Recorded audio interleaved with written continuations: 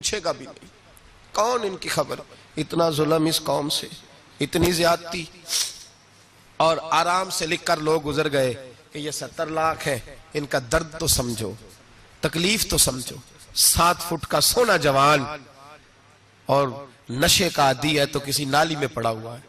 और मैंने कहा उस कौम के साथ इससे बड़ा भयानक मजाक क्या होगा। कोई दानिशवर था बड़ा जालिम।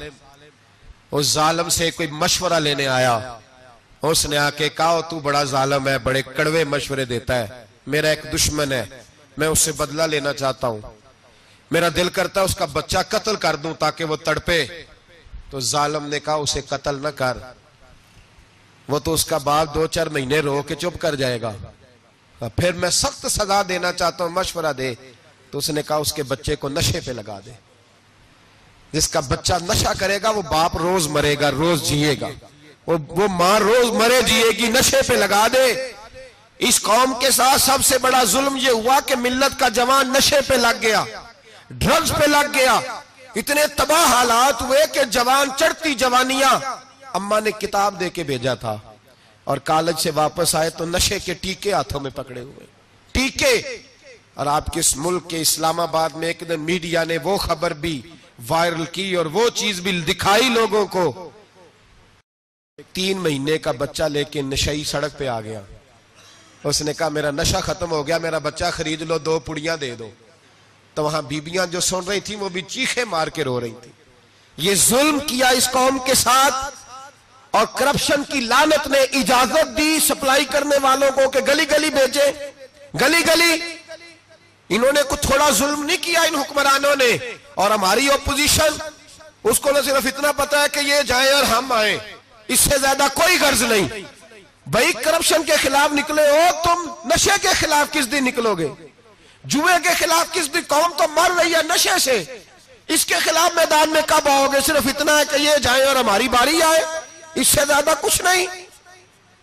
जितने मुजरम वो है उतने ही तुम बनते जा रहे हो। इसलिए कि असल बात पर ना वो आते हैं और ना असल बात पर ये आते। भाइयों, मेरे नबी पाक सल्लल्लाहु ताला अलैहि वसल्लम। और एक और तमाशा है,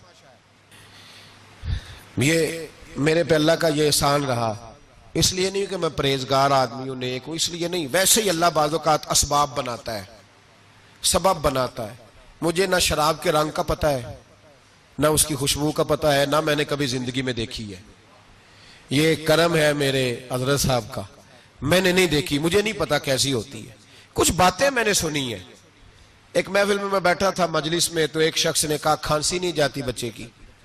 दूसरा उसको मशवरा दे रहा है, खांसी नहीं जाती, बड़ी दवाई, देसी भी फलां भी बड़ी खाई। मशवरा दिया उसको कि तू इस तरह कर, इसको ना शराब के 2-4 चमचे पिलाओ। कहते हैं जी इसको ना ये पिलाओ तो सही हो जाएगी। तो मैंने पलट के उसकी तरफ देखा, मैंने कहा कोई अकल कर, क्या मशवरा कर? मौलाना मेरा तजर्बा है। मैंने कहा तेरा तजर्बा अफजल है या रसूलुल्लाह का फरमान ज्यादा अफजल है? तेरा तजर्बा अफजल है। हजरत उम्मे सलमा रदी अल्लाह तआला अन्हा कहती है मैंने अर्ज की या रसूल अल्लाह सल्लल्लाहु अलैहि वसल्लम, मेरी बच्ची बड़ी बीमार है, तो मुझे किसी ने कहा है ये थोड़ी सी नशे वाली चीज है, ये बना के तैयार करके दो, सही हो जाएगी। बीमार है बच्ची तो ये नशे वाली चीज है, इसको तैयार करके दो, थोड़ा नशा है।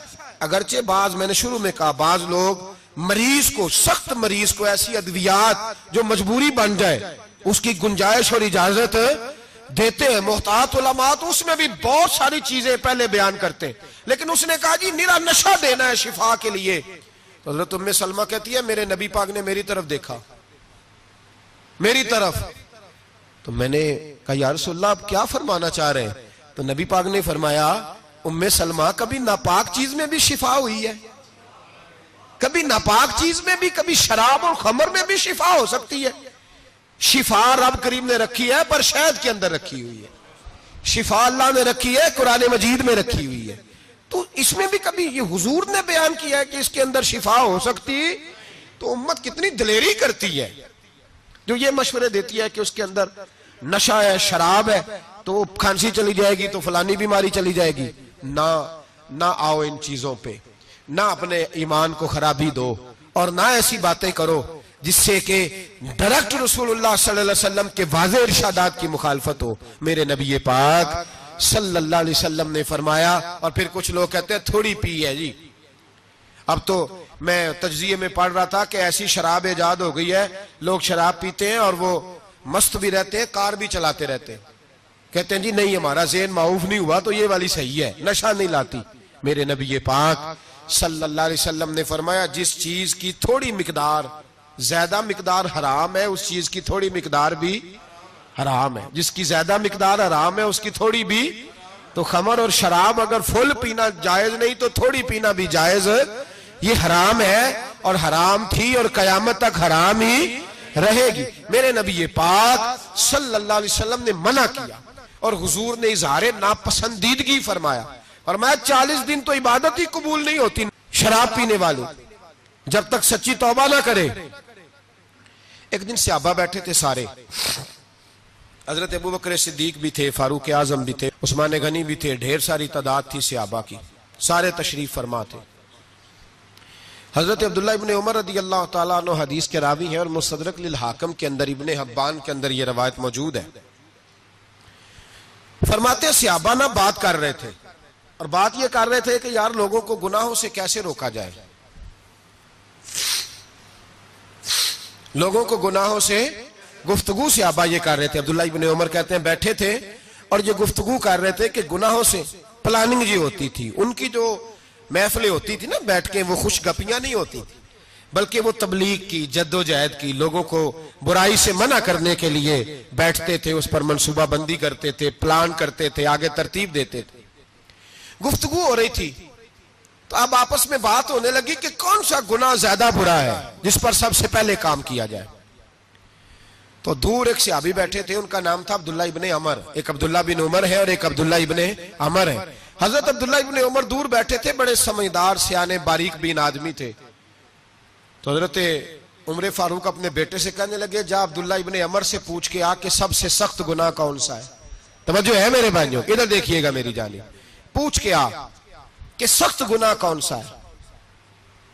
अब्दुल्ला बिन अमर रदी अल्लाह ताला अन्हु की खिदमत में जब अब्दुल्ला इब्ने उमर गए तो जाके कहने लगे कि सहाबा पूछते हैं कि आपने ज्यादा वक्त गुजारा है नबी रहमत सल्लल्लाहु अलैहि वसल्लम के पास, तो बतलाइए बुरा गुनाह कौन सा है, सबसे सख्त गुनाह, ताकि सबसे पहले उस पर पाबंदी लगाई जाए, उस पर मेहनत की जाए। तो हज़रत अब्दुल्ला इब्ने अमर कहने लगे सहाबा को जाके बता दो कि सबसे बुरा गुनाह शराब पीना है, सबसे बुरा गुनाह, और ये उम्मुल खबाइस है, बुराइयों की जड़ है, गुनाहों की मां है, ये बुनियाद है, बाकी गुनाह इसी से शुरू होते हैं। कहते हैं मैंने आके बताया तो हजरत अबू बकर सिद्दीक रदी अल्लाह ताला अन्हु सैयदना फारूक आजम कहने लगे खुद जाते हैं, उनके पास खुद जाते हैं, क्योंकि हमने बात सुननी है, हम खुद जाते हैं और उनसे जाकर के सवाल करते हैं कि अगर आपको इस तफसील का पता है ना तो इसके पीछे भी कोई तफसील होगी जो मेरे नबी पाक ने बयान की होगी सल्लल्लाहु ताला अलैहि वसल्लम, उस तफसील का भी आपको पता होगा जो नबी पाक ने बयान की होगी, इस बात के पीछे जो बैकग्राउंड है, जो पस मंजर है। फरमाते हैं कि हम उठे, अब्दुल्ला इब्ने अमर के पास गए, उनसे जाके पूछा कि जनाब आपने ये तो फरमाया है शराब उम्मुल खबाइस है, तो इसके पीछे पस मंजर क्या है। तो अब्दुल्ला इब्ने अमर कहने लगे ये मैंने अपने पास से नहीं कहा, ये मैंने नबी पाक से सुना हुआ है। हुजूर सैयद आलम सल्लल्लाहु अलैहि वसल्लम बैठे थे तो हुजूर ने फरमाया शराब, ये नशा, ये बुराइयों की मां है। और फिर हुजूर ने एक मिसाल बयान फरमाई, नबी रहमत अलैहिस्सलाम ने फरमाया बनी इसराइल का एक वाकया है, एक खूबसूरत जवान था तो एक औरत का दिल आ गया उस पर। ये याद रख लें, हम लड़कों को मना करते रहते हैं लेकिन हमें घर की बच्चियों पर भी तवज्जो देनी होगी, हमें उनके खून पर भी निगरानी करनी होगी, हमें वहां भी गौर करना होगा।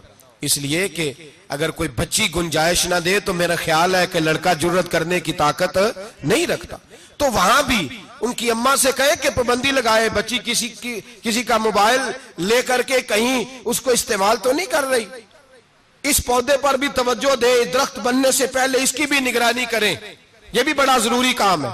औरत का दिल आ गया तो नबी पाक अलैहिस्सलातु सलाम फरमाते उसने कोई बहाना लगाया, किसी को कहा कि उस नौजवान को बुला के लाओ, उसको कहो कि हमने कोई गवाही लेनी है तुझसे। वो नौजवान आया, एक कमरे में दाखिल हुआ तो अगले कमरे में ले गए, वहां दाखिल हुआ तो उससे अगले कमरे में ले गई, वो दाखिल हुआ तो इसी तरह 7 मुकफ्फल कमरों में ले गई।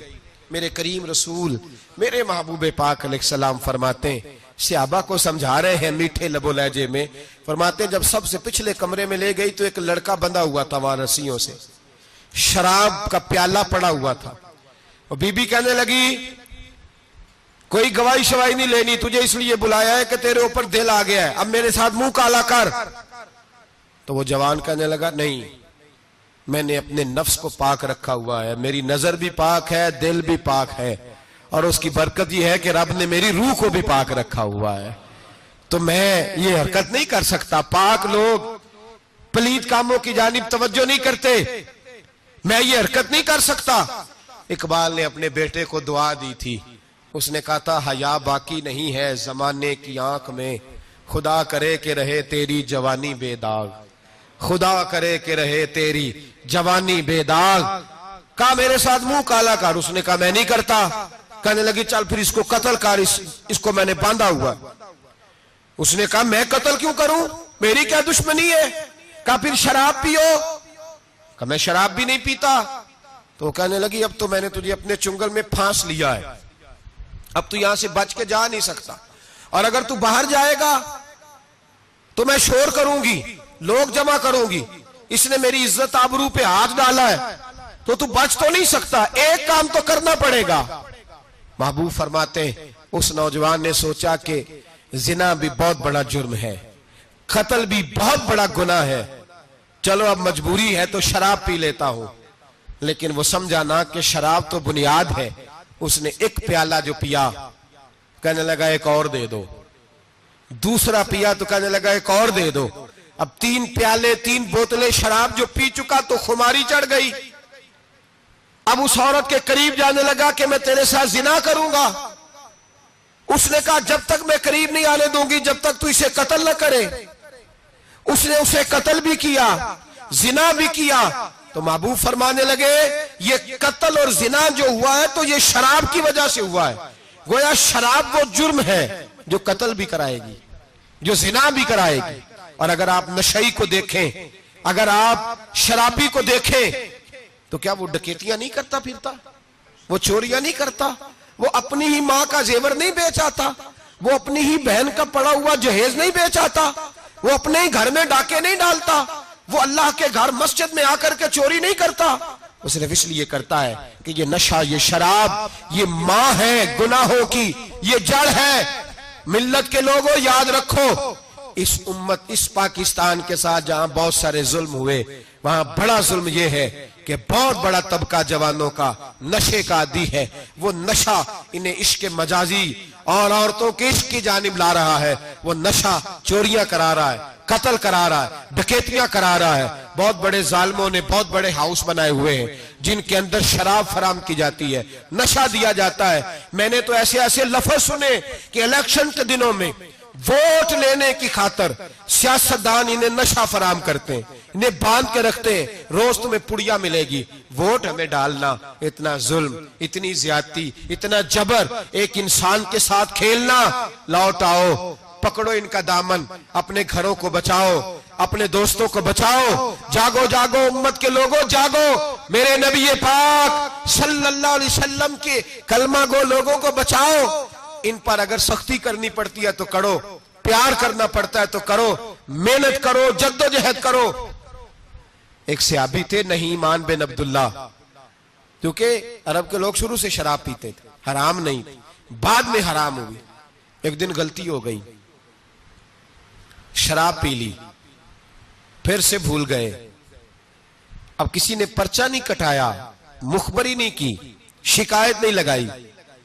जब नशा उतरा तो खुद ही ख्याल आया ये मैं क्या कर बैठा हूं। खुद एहसास, तो एहसास भी नहीं ना होता। दौड़े आए नबी पाक की बारगाह में और आके हाथ बांधे, या रसूल अल्लाह सल्लल्लाहु अलैहि वसल्लम मुझे पाक कर दे। आका और रोते जा रहे। हुजूर ने सहाबा से कहा देखो इसके मुंह से शराब की बदबू आती है। कहा हुजूर आ रही है। मां ज्यादा प्यार करती है या रसूल पाक? बाप ज्यादा प्यार करता है कि नबी पाक? हुजूर भी रहमत लिल आलमीन है उम्मत के लिए। लेकिन जब साबित हो गया ना कि शराब पी है तो फिर मेरे महबूब ने फरमाया अब इसकी सलाह जरूरी है, हुक्म दिया। और जब बात की तो जाहो जलाल के आलम में की, रोब और दबदबे। फरमाया ले जाओ बाहर, सुतून से बांधो, कोड़े मारो। हजरत अबू हुरैरा कहते हैं उसे कोड़े लग रहे थे, कोड़े। तो मेरे नबी पाक अंदर बेचैनी के आलम में टहल रहे थे, कभी इधर जाते, कभी उधर जाते, कभी इधर आते, कभी उधर। या रसूल अल्लाह सल्लल्लाहु अलैहि वसल्लम, आप उसके लिए ये कर रहे, तो शराब पी के आया है। तो मेरे हबीब ने फरमाया तूने गलती करना देखा है, एहसास करना नहीं देखा, खुद चल के आना, माफी मांगना नहीं देखा। मेरे नबी पाक ने फरमाया गलती हुई है तो मैंने सजा भी दी है, और मुझे उम्मीद है आइंदा गलती करेगा भी नहीं। लेकिन गलती हो गई तो क्या हुआ, वो खुदा से भी प्यार करता है, मोहम्मद मुस्तफा से भी प्यार करता है। इन लोगों को मुआशरे से काटे ना, इनको जहाज कह के, नशई कह के काटे ना। ये किसी माँ की आंखों के तारे हैं, ये किसी बहन के राज दुलारे हैं, किसी बीवी के सर का ताज है। कोई बेटी इंतजार कर रही है कि मेरा बाप शाम को घर आएगा। ओ भाइयों, इन पर मेहनत करो, इनके इलाज कराओ, जद्दोजहद करो इनके लिए, इन्हें तौबा की तरफ लाओ।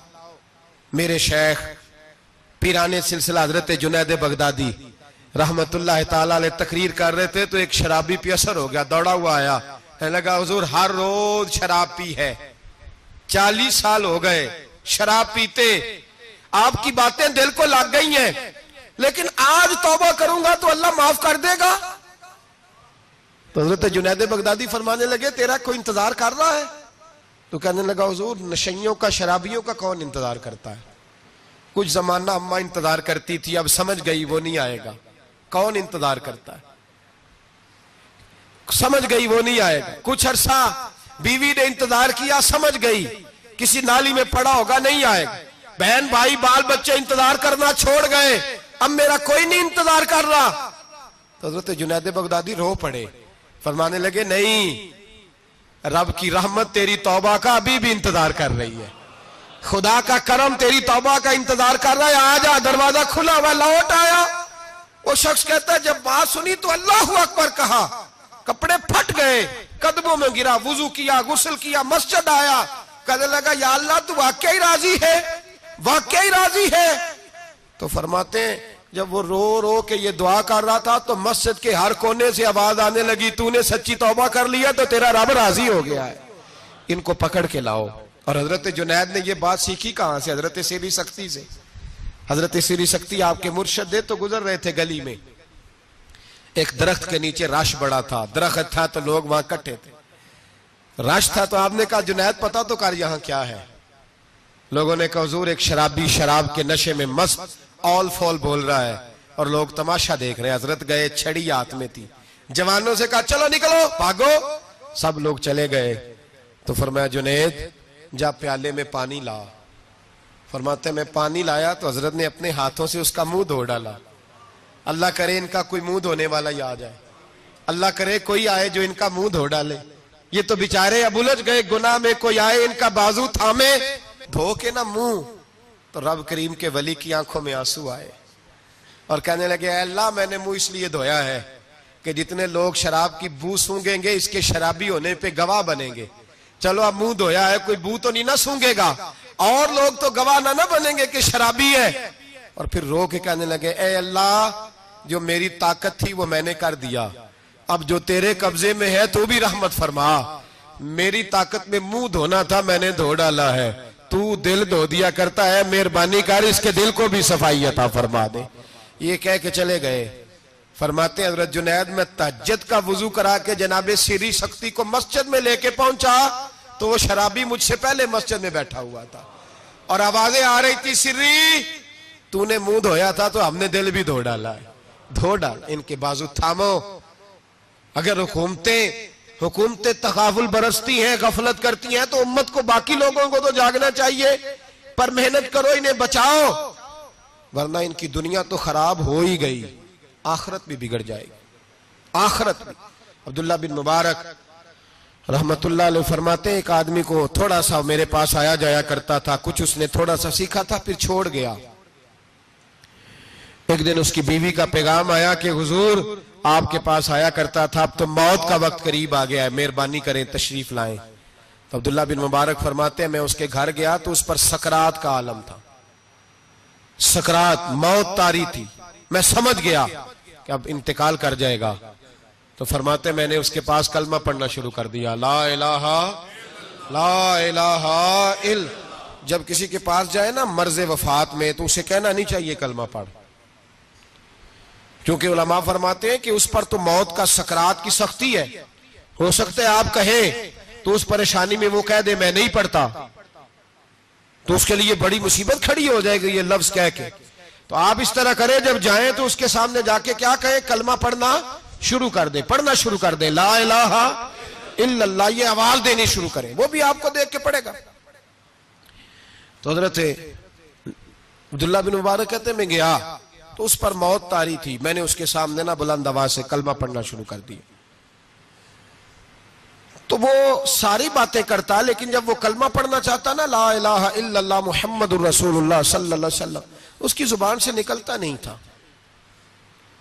फरमाते मैं बड़ा परेशान हुआ, मैंने उसको कहा तू क्या कर रहा है, तो वो रो पड़ा, कहने लगा हुजूर मैं कोशिश करता हूं, बाकी सारे लफ्ज निकलते हैं, आपसे बातें भी कर रहा हूं, पर जब मैं कलमा पढ़ता हूं तो मेरी जुबान पे जारी नहीं होता।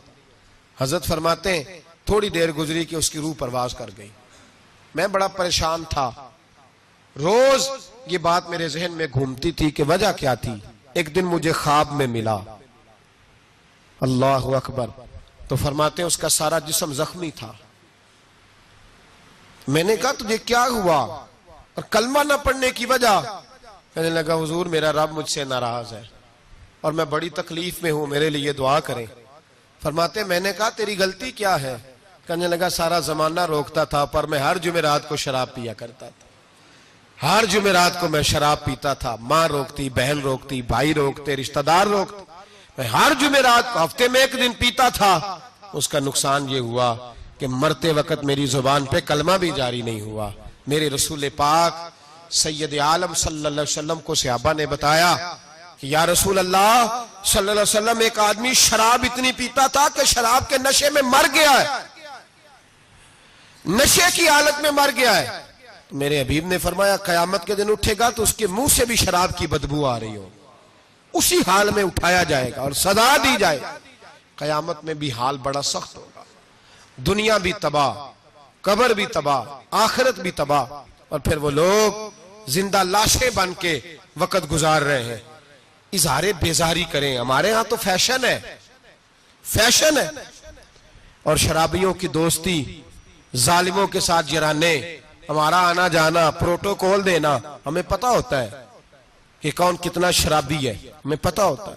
सोशल मीडिया पे रोज वीडियो आती है, रोज शोर उठता है, बड़े बड़े शराबी कबाबी इस मुल्क की बागदौड़ संभाले हुए हैं, पर हमारे तो जराने हैं ना, इसलिए कि हमें भी थाना कल्चर को परवान चढ़ाना है, हमें भी जरूरत पड़ सकती है, झगड़े में थाने ले जाना पड़ता है, तो क्या करें, जराने रखने पड़ते हैं। हजरत इमाम शाफी फरमाया करते थे जिसने दोस्ती रखी शराबी से और राजी हुआ उसके शराब पीने पर, अल्लाह कयामत के दिन उसे भी सजा दे। हुक्म यह है कि उसे समझाओ, बहलाओ, कायल करो, सख्ती करो, दोस्ती तोड़ो, फिर भी बाज ना आए तो रुख मोड़ जाओ, फिर उसके साथ ताल्लुक रखने की इजाजत नहीं है मेरे भाई। और हमारे यहाँ तो ये चौधरी और वडेरा और सिपा सलार होने की अलामत है ना। अब ये अलामत है ना जनाब, माल आ जाए तो फिर कहते हैं वहां, और मैंने तो शुरू में कहा था, अब लोग इसको फखर का बाइस जानते हैं। गंदगी खाने वाला बाइस फखर नहीं होता, तो गंद खाए वो बाइस फखर नहीं, फखर वो होता है जिसका किरदार ज्यादा आला होता है। ये कोई अलामत नहीं कि मैं बड़े कबीले से हूं तो अब हमारे बच्चों को इजाजत है वो नशे करते फिरे, शराबें पीते फिरे, मौज करते फिरे, ये कोई फखर की अलामत नहीं, ये शर्म की अलामत है।